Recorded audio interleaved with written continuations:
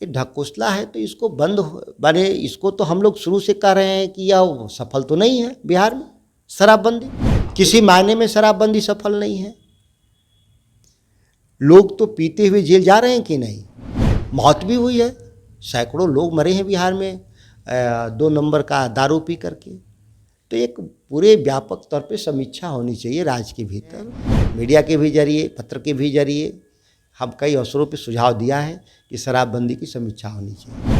नमस्कार, आप देख रहे हैं फर्स्ट बिहार में हूँ आपके साथ शैलेंद्र कुमार। देखिए, डीएम के नेता जो दयानिधि है, उन्होंने फिर एक बिहारियों के ऊपर, हिंदी भाषियों के ऊपर एक आपत्तिजनक टिप्पणी की। उन्होंने कहा है कि बिहारी हिंदी जो बोलने वाले होते हैं वो तमिलनाडु में आते हैं और हमारे यहाँ रोड में काम करते हैं और टॉयलेट साफ करने का काम करते हैं। वहीं बात करें तो पूर्व मुख्यमंत्री जीतन राम मांझी ने फिर एक बार सरकार पर सवाल उठा दिया। उन्होंने कहा है कि शराब नीति बिहार में लागू होनी चाहिए, शराब बंद नहीं होना चाहिए, गुजरात के तर्ज पर बिहार में शराब चालू होना चाहिए। इस सब बातों को लेकर हमारे साथ बातचीत करने के लिए बिहार सरकार के पूर्व मंत्री और राजद के विधायक सुधाकर सिंह हैं। सुधाकर जी, इसको किस रूप में देख रहे हैं? पूर्व मुख्यमंत्री गिरिराज सिंह देश तोड़ने वाले लोगों में से अगर नाम लिखा जाएगा और देश में आग लगाने वाले में तो गिरिराज सिंह का नाम 1 नंबर पर लिखा जाएगा। और उनकी योग्यता भी इतनी है कि इस तरह के वो भ्रामक बयान, विभाजनकारी बयान दे सकते हैं, इसीलिए उनको टिकट भी मिलता होगा। बाकी तो गिरिराज सिंह में कोई योग्यता तो है नहीं, जनसंघर्ष से तो आए नहीं है। गिरिराज सिंह उस दिन कहाँ चुप थे जिस दिन देश के प्रधानमंत्री नरेंद्र मोदी के द्वारा कहा गया कि बिहार के मुख्यमंत्री नीतीश कुमार का डीएनए खराब है, और बिहार के मुख्यमंत्री के सम्मान में उनकी पार्टी और बिहारियों ने पूरा स्पेशल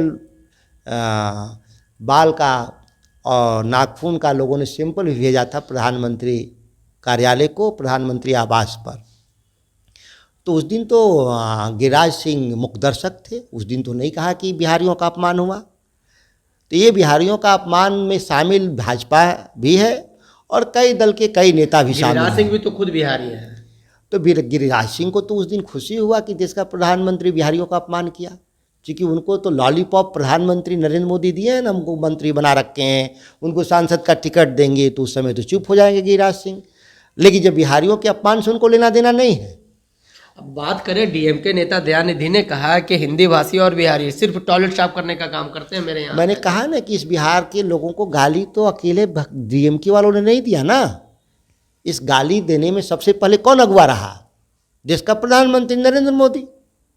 ये बिहार के लोगों को गाली देने में उस्ताद रहे हैं। तो ये बाकी देखा देखी लोग करते हैं। हम लोग बिहार के लोग एकजुट हैं, हम लोग जानते हैं कि समय पर जवाब कैसे दिया जाना चाहिए। जब वही बात करें, पूर्व मुख्यमंत्री जीतन राम मांझी ने आज फिर शराबबंदी को ढकोसला बता दिया और कहा कि शराब नीति गुजरात के तर्ज पर चालू होनी चाहिए, बिहार में व्यापारियों को नुकसान हो रहा है। देखिए, ढकोसला था तो मांझी जी भी मुख्यमंत्री थे 8 महीने। ये ढकोसला है तो इसको बने इसको तो हम लोग शुरू से कह रहे हैं कि यह सफल तो नहीं है। बिहार में शराबबंदी किसी मायने में शराबबंदी सफल नहीं है। लोग तो पीते हुए जेल जा रहे हैं कि नहीं?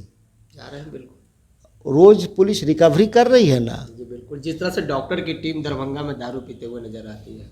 देखिए, बहुत जगहों पे बहुत लोग ऐसा पता चलता है, कुछ लोग पकड़े जाते, कुछ लोग बच जाते, मौत भी हुई है, सैकड़ों लोग मरे हैं बिहार में 2 नंबर का दारू पी करके। तो एक पूरे व्यापक तौर पे समीक्षा होनी चाहिए राज्य के भीतर, और एक इसके लिए कमीशन नियुक्त करना चाहिए बिहार सरकार को, और उसकी रिपोर्ट के आधार पर फैसला लेना चाहिए। मतलब आप भी चाहते हैं कि गुजरात के तर्ज पर बिहार में ये गुजरात कौन तर्ज है भाई? हम तो गुजरात मॉडल मानते भी नहीं। वो कोई मॉडल नहीं है, वो शोषण करने वाला मॉडल है। उस मॉडल को क्यों हम तुलना करें किसी से? वो शोषण पर आधारित मॉडल है। वहाँ के किसानों को, वहाँ के गरीबों का शोषण होता है और धन्ना सेठों की थैली में जाता है। तो मैं क्यों गुजरात मॉडल की बात करूँ? कहीं हमारे पास खुद का मॉडल है, बिहार का नहीं है, तो हमारे पास मॉडल डेवलप करना होगा बिहार के लिए। आप भी सरकार में हैं, आप भी सरकार को सुझाव दे सकते हैं कि कितना। हम कई अवसरों पे इस मामले में सुझाव दे चुके हैं, मीडिया के भी जरिए, पत्र के भी जरिए। हम कई अवसरों पे सुझाव दिया है कि शराबबंदी की समीक्षा होनी चाहिए। शराबबंदी की समीक्षा होनी चाहिए, सरकार से मांग कर रहे हैं आप भी? निश्चित तौर पे समीक्षा होनी चाहिए। इसमें कई 100 लोग मरे हैं, जेल गए हैं लोग, रिकवरी है। राज्य सरकार को राजस्व के रूप में भी नुकसान है। इसको बंदी करने में अतिरिक्त हमको श्रम करना पड़ता है, अतिरिक्त पुलिस प्रशासन के लोगों को लगाना पड़ता है, मेरा खर्च भी बढ़ जा रहा है, लेकिन बात तो हम सफल नहीं हो पा रहे हैं कहीं। जिस तरह से मुख्यमंत्री रात में निकलते हैं, ललन सिंह जो राष्ट्रीय अध्यक्ष हैं जदयू के घर पहुंच जाते हैं, विजय चौधरी के घर पहुंच जाते हैं, क्या लग रहा है कि सब कुछ ठीक नहीं चल रहा? 29 तारीख को बैठक भी जदयू के राष्ट्रीय सब कुछ ठीक है, सब कुछ ठीक है, तभी तो घूम रहे हैं, देख रहे हैं। राज्य के मुखिया के नाते उनका दायित्व है कि वो घूम कर देखें, और देख भी रहे हैं, अपनी पार्टी के भी लोगों को देख रहे हैं, सरकार को भी देख रहे हैं। तो मैं नहीं मानता कि कोई अप्रत्याशित है घटना। और राष्ट्रीय अध्यक्ष तो प्रमुख पद होता है, तो राष्ट्रीय अध्यक्ष के पास जाना मुख्यमंत्री जी को इससे ये नहीं दर्शाता कि कोई समस्या है। इससे ये लगता है कि नहीं, पार्टी में सामंजस्य है, सभी लोगों से मेल जोल है और सभी लोग एक साथ उठ बैठ रहे हैं।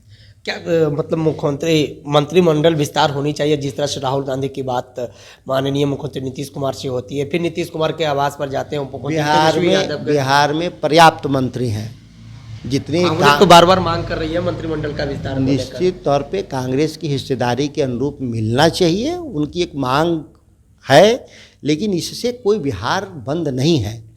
कुछ कम मंत्री हो जाने से बिहार में सरकार चलाने में कोई दिक्कत नहीं है, और हर जगह मंत्रिमंडल में 2, 4, 5 जगह खाली रहती हैं, इससे कोई फर्क नहीं पड़ता बिहार की राजनीति पर। मंत्रिमंडल विस्तार तब माना होना चाहिए जब मुख्यमंत्री अकेले काम कर रहे हों, कि एक आदमी से कैसे राज चलेगा। करीब 30 मंत्री हैं बिहार में अभी भी, तो काफ़ी है 30 आदमी चलाने के लिए। चलिए देखिए, ये हमारे साथ बातचीत कर रहे थे बिहार सरकार के पूर्व मंत्री और राजद के विधायक सुधाकर सिंह। तमाम सवालों को जवाब दिया, तमाम खबरों के साथ बने रहे। फर्स्ट बार से शैलेंद्र कुमार। पनोरमा ग्रुप, जो सोचता है वो करता है। ये लो, मुंह मीठा करो, आज मैंने अपना जॉब छोड़ दिया, अब हम पूर्णिया वापस जाएंगे। जॉब छोड़ दिया है? मतलब ये घर कैसे चलेगा? हम करेंगे क्या? और माँ बाबूजी क्या बोलेंगे? इसलिए मैं एक और मिठाई का डब्बा लाया, अपने बिजनेस के लिए लोन अप्रूव हो गया। अरे लोन अप्रूव हो गया वो तो ठीक है, लेकिन पूर्णिया में हम रहेंगे कहाँ? अपना घर भी तो नहीं है वहां। इसलिए तो एक और मिठाई का डब्बा अलग से लाया हूं। हमने पूर्णिया में घर ले लिया है, पूर्णिया के ई होम्स पैनोरमा में। पूर्णिया में पैनोरमा ग्रुप लेकर आए हैं ई होम्स पैनोरमा। बड़ा घर, आलीशान जिंदगी और अत्याधुनिक सुविधाओं के संग। अरे अब क्यों मुंह मीठा करवा रही हो? क्योंकि हम घर वापसी जो कर रहे हैं। घर वापसी की खुशी पूर्णिया में ई होम्स पैनोरमा के संग। E homes panorama, luxurious lifestyle redefined.